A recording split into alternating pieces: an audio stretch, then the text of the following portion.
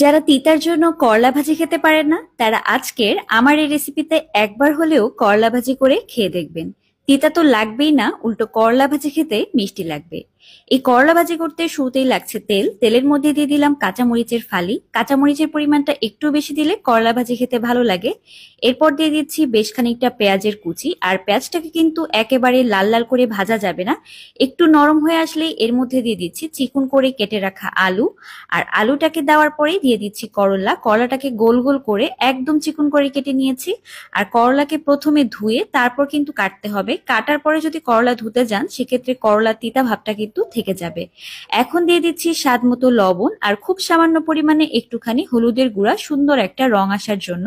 হলুদের গুঁড়া বেশি দিলে কিন্তু সবুজ রংটা থাকবে না। এবার চুলার আঁচটা একদম মাঝারি রেখে শুরু থেকে শেষ পর্যন্ত সেম জালে করলা ভাজিটাকে করে নিতে হবে। আর এভাবেই আমি মিষ্টি স্বাদের করলা ভাজি করে থাকি, খেতে হয় অসাধারণ।